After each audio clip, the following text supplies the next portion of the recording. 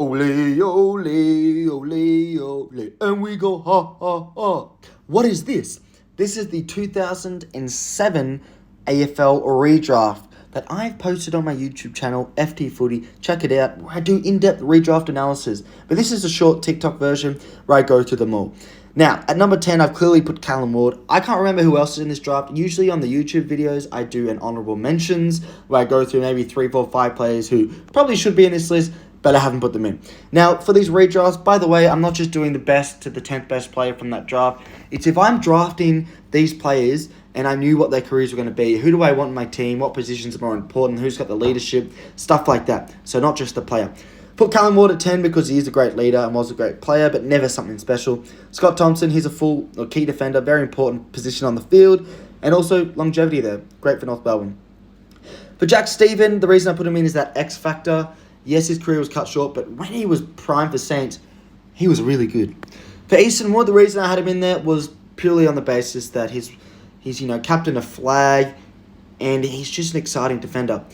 The top 6 is where it gets fucked. I mean, this draft is crazy impressive. Harry Taylor, one of the greatest defenders for the last 20 years. Unfortunately, this list is so damn good that I had to choose other players. He did retire a lot earlier than some of these players. Trent Cotchin, people might have him higher. I think he's great. Captain 3 premierships. Technically won a Brownlow, despite the fact I think Joe Watson's deserved that Brownlow.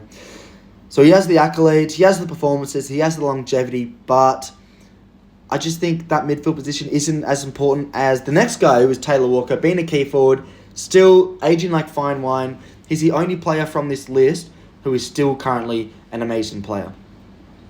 Dangerfield is not that player. But Taylor Walker, really good. Pick 75 for Taylor Walker as well. What a steal from the Adelaide Football Club. Would have gone to Melbourne as well. I haven't really mentioned that of where players would have gone. I guess the interesting shouts, Harry Taylor going to Essendon would have been a great pickup for them. Him and Michael Hurley would have been upper echelon, very good. And then Taylor Walker going to the Melbourne Football Club. Cyril could have gone to the West Coast Eagles in this redraft. I put him number 3. The thing with Cyril is he would be at the top, but the longevity's not there. He was so injured towards the end of his career, and he just was cut so short. But in his prime, I've never seen a player as good as him. Dangerfield, I'm going to get so much hate for this. Bring it in. Danger would have gone to Richmond, which, oh my fucking god. Who did we pick at number 2? We picked Costin, so it is what it is. Number 1 in this draft, I believe, is Matt Cruiser. The reason I put Dangerfield behind Rance. Rance number 1. Carlton could have had Alex Rance. Their Footy on 9 released a team of the century. Currently, this century so far, 18 plus 4 on the bench.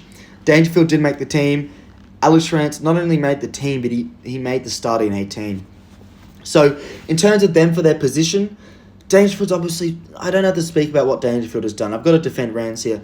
Rance, as a defender from 13-14 till 2018-19 until he did his knee, what's that? That's sort of 6-7 years. He was the best defender in the league by a country mile. Small, tall, medium, every defender, he was the best. Where Dangerfield throughout those years, yes, he was great, but I would say from 2013, around 2012 to 2019, he was up there with the likes of Dustin Martin, with the likes of Gary Ablett, Joel Selwood, Scott Pendlebury, Nat Fyfe. There were some other names. So, you're going to crucify me, I understand it.